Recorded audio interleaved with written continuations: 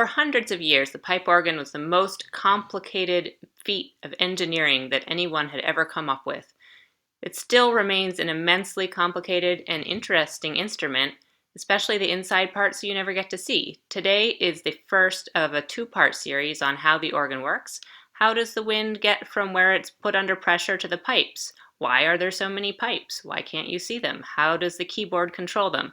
All those questions will be answered today and in next week's Adult Ed series. Today we're going to start with the kind of mechanical nuts and bolts, how the wind is made, how it gets to the pipes, how the parts are connected. And I'm going to show you some pictures from our organ and many other organs so you can see the actual parts and get a better sense of the complexity of this fascinating instrument. The sound that an organ makes starts here with the bellows. This is a picture of an old-fashioned style of bellows. It looks much like the fireplace bellows you may have used to stoke a fire. It's in the open position right now. Air has been sucked in, and when it is pressed down, air under pressure comes out of the narrow end on the left. Now, for most of the history of the organ, bellows like this have been operated by people, not by electricity. Here is a picture from an organ in Rochester, New York, and here's the console on the right. You can see it's a Baroque-style organ. It is actually a replica of an organ in Lithuania from the late 1700s. Behind the case that you can see in the console is the picture on the left. There are little foot pedals, and Stephen, the music director of this church, is standing on one to show everyone how it works. And it's like a giant stairmaster. You step on one and then you step on the other, and that operates the bellows. This particular instrument is so large it needs more than one person to operate enough bellows to make wind for the whole instrument. A smaller instrument might only need one person.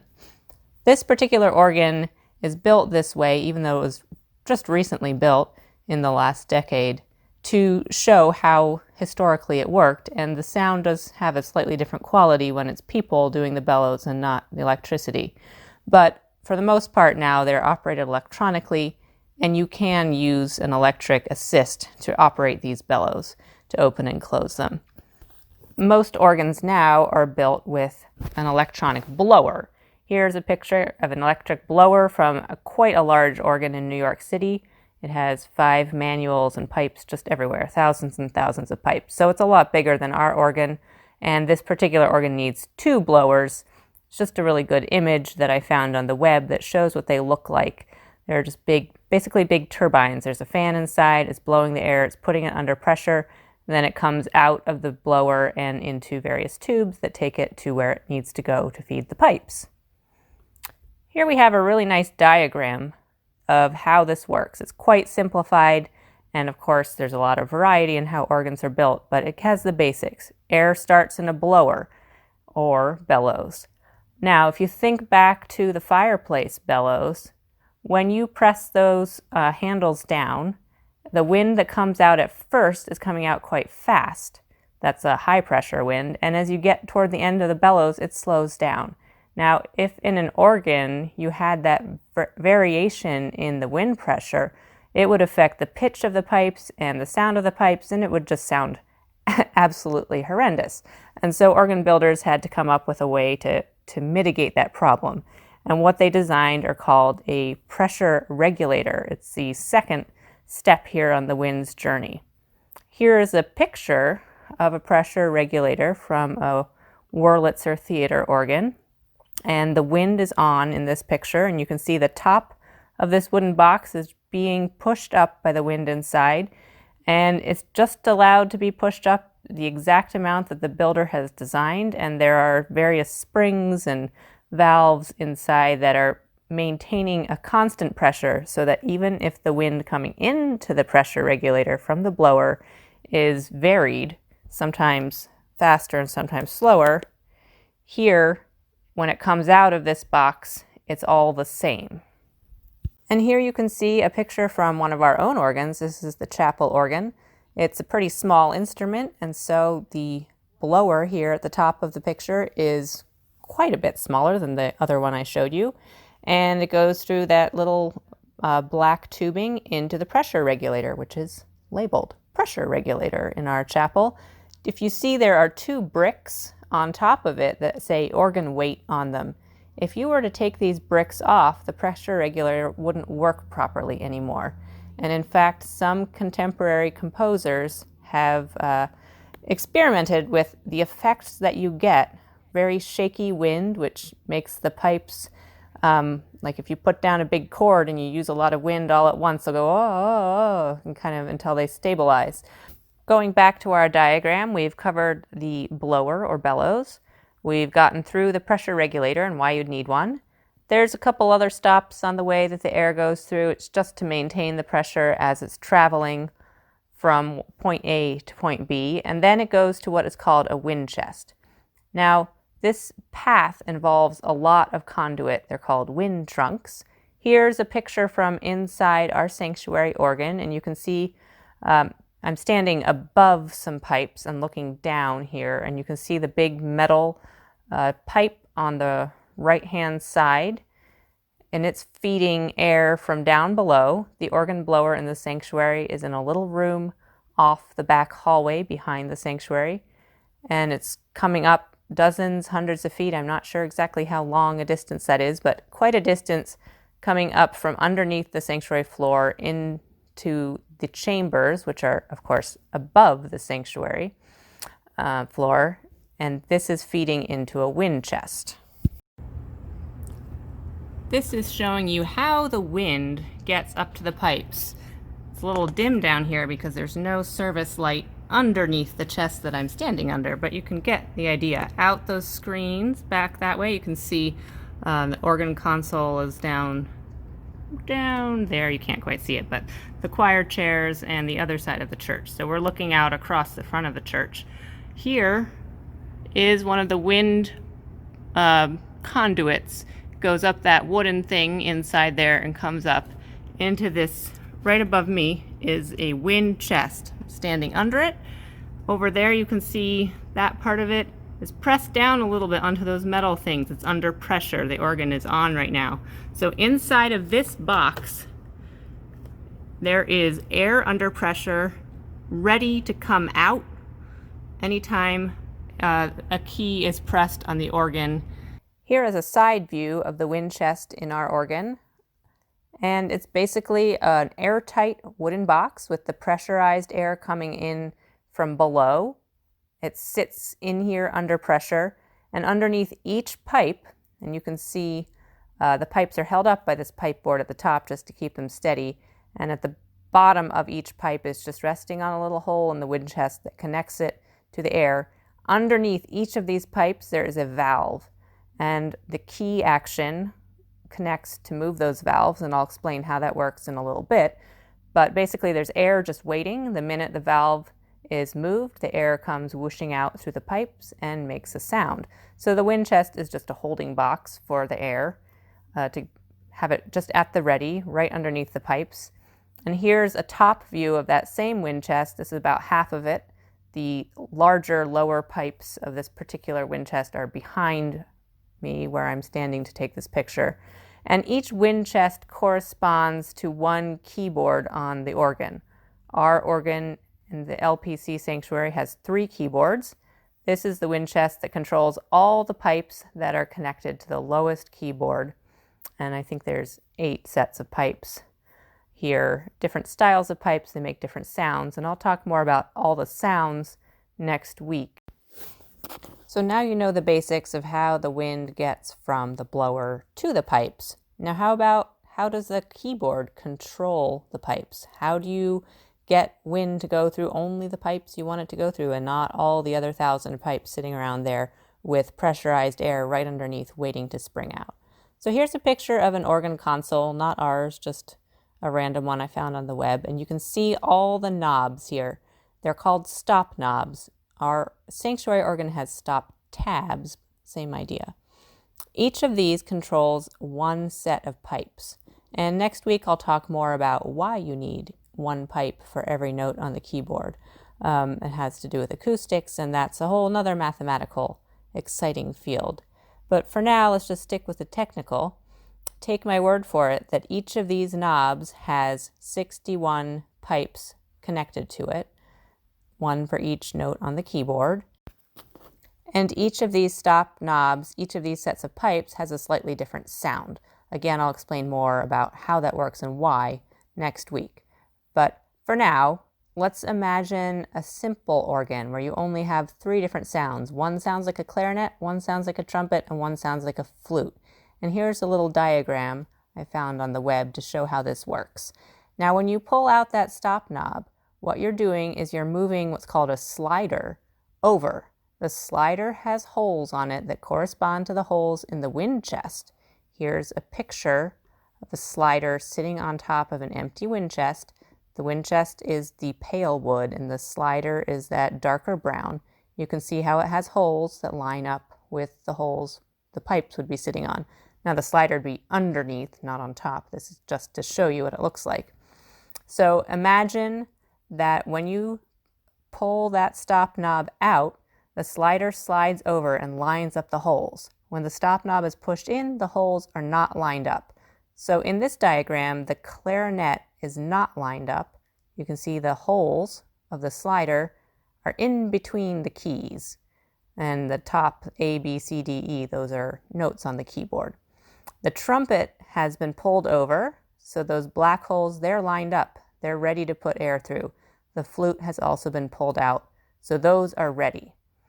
So that's step 1. You have to pull out the stop knob, and it moves a piece of wood or metal over to line up holes.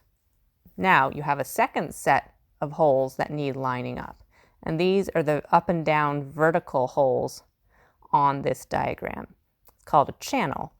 So for each key on the keyboard, there is a channel of air that is opened up by pushing the key. And so when you have the stop knob pulled out and you have the key pushed down, the air will actually reach the pipe. If you push down the key without the stop knob being moved over, or if you move out the stop knob without pushing down the key, the air won't get out. It has to go through 2 separate holes that kind of are gotten at by different angles. One goes vertical, one goes horizontal, is a way to think about it.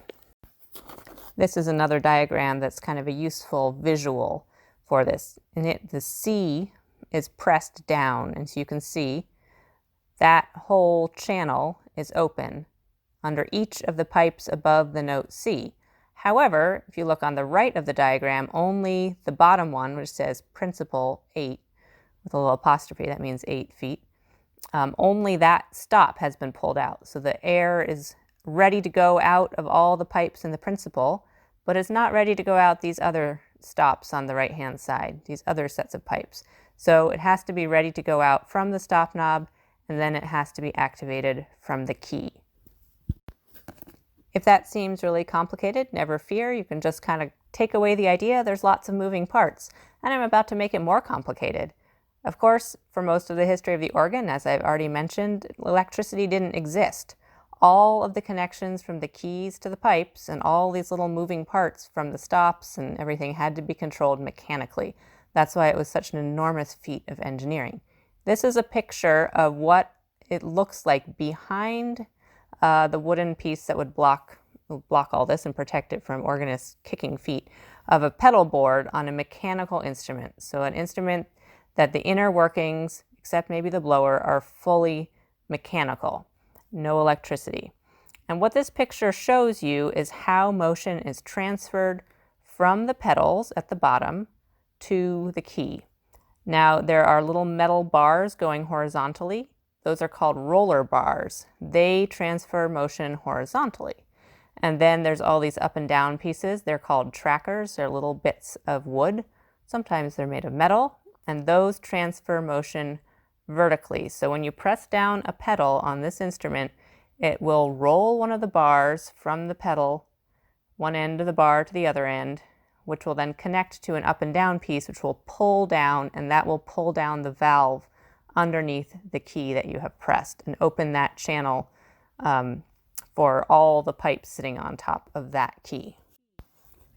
The organ in our chapel is actually a mechanical organ of this style.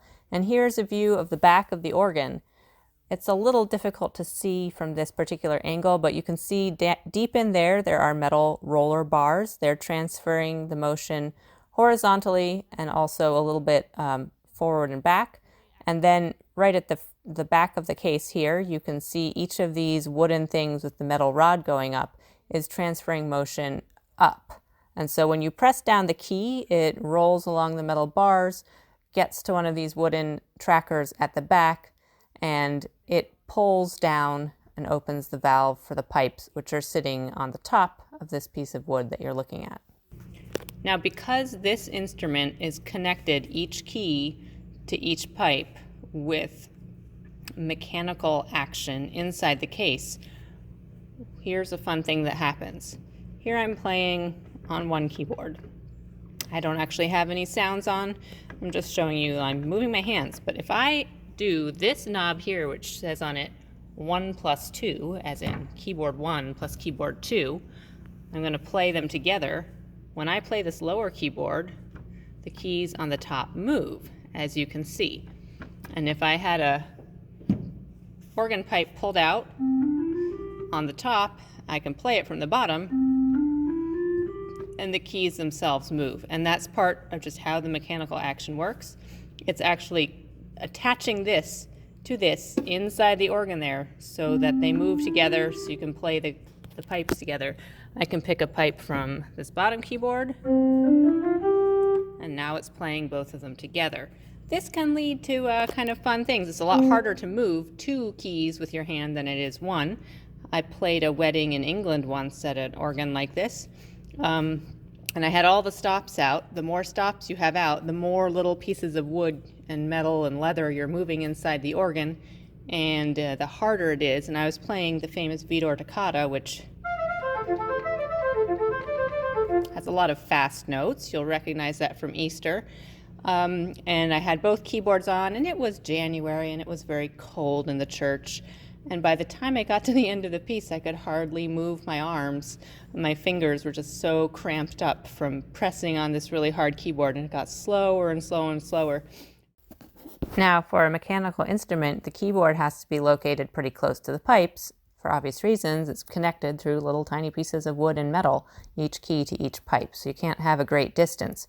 If you think of the organ in our sanctuary, the pipes are in chambers hanging above the sanctuary, and the keyboard is down behind the pulpit in a kind of little organ pit. Obviously, that is a very far distance. It's too far for a mechanical organ to make any sense. In the 1800s, when electricity became widespread, organ builders began experimenting with ways to get the communication from the key to the pipe to be electronic. And the first ways involved little, like almost mini bellows in between each pipe and lots of magnets. Now, this might be the most technical piece of the talk today, so if it doesn't make sense, no worries. But this is how our organ works in the sanctuary, and it's kind of interesting just to know about all these parts that are operating, even if exactly how they're operating doesn't completely make sense. So this is a diagram of the valve that would go under the pipe. At the top of the diagram where it says pipe, like imagine there's a pipe sitting there. And this wooden part labeled C is where the valve is that would move down. So as the electromagnet at the bottom of the diagram labeled S is activated, and this little wooden thing on a hinge connects to the electromagnet as it's turned on, the valve labeled E moves down. The air that was under pressure, sitting in here under pressure from that pressurized wind chest, the air that's in the part G and D, the air whooshes out because it was under pressure. That causes this bellows, where those zigzaggy lines are, to move down, to collapse. And then that moves the valve C down, and the air that was inside that wind chest, the air under pressure, is able to go to the pipe. So that's a complicated way of showing how an electromagnet is used to move all these little parts to open a valve. One of the drawbacks of this construction is that all those little zigzag lines, those are little bellows with bits of delicate sheep or lamb skin leather. And that leather dries out and cracks over time. And when that happens, there are little leaks in the air system, and the pipes either don't speak at all or they are partly on at the wrong times, and your organ doesn't really work properly. And every around 50 years, depending, you have to take the wind chests out of the organ, take them apart, and replace all those little bits of leather. And LPC did that 4 years ago. It was in progress actually when I came to audition at the church. So that's one of those big maintenance things. If you ever wondered, why did we spend tens of thousands of dollars updating our organ?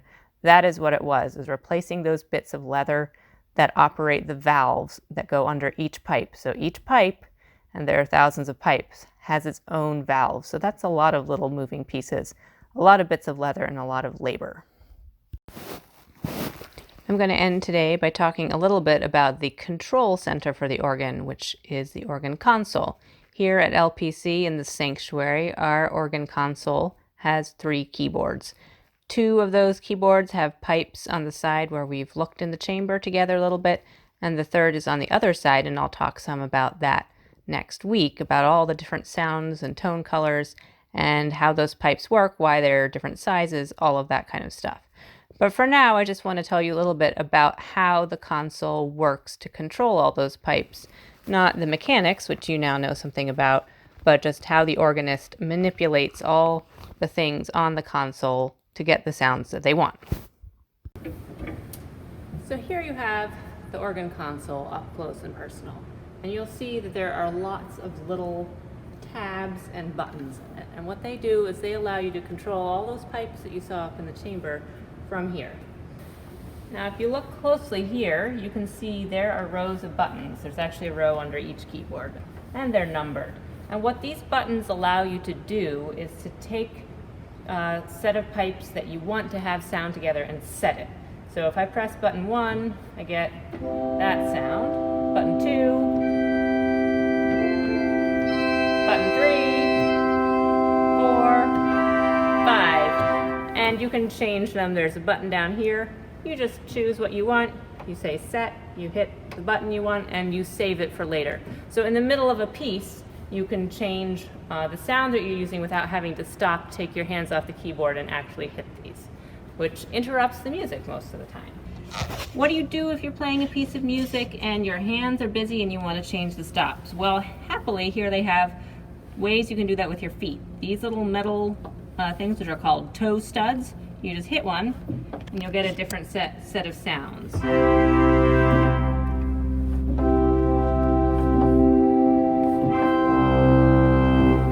So you can preset those and be able to do whatever you want. So we've explained this complete diagram now, from the blower or bellows through the pressure regulator, why that's there, what it does, through all the wind trunks, all those conduits for air under pressure, how it goes up into wind chests that sit underneath sets of pipes, how inside the wind chest there are different things that slide, one piece of wood or metal that slides to line up holes for the stop, the timbre of pipe you're choosing, and one thing that opens up a channel of air for the key, and how both those need to be open for the pipe to speak. And we've also looked at different ways, mechanical or electric, that keyboards are connected to the pipes within different styles of organ. And we're lucky at LPC, we have 2 different organs. They are 2 different styles. And next week I'll talk a little bit about why they sound different and the different stop families and all of that kind of stuff. So I hope you'll join me again next week to learn more about acoustics and physics and sound and how the organ works from that kind of perspective.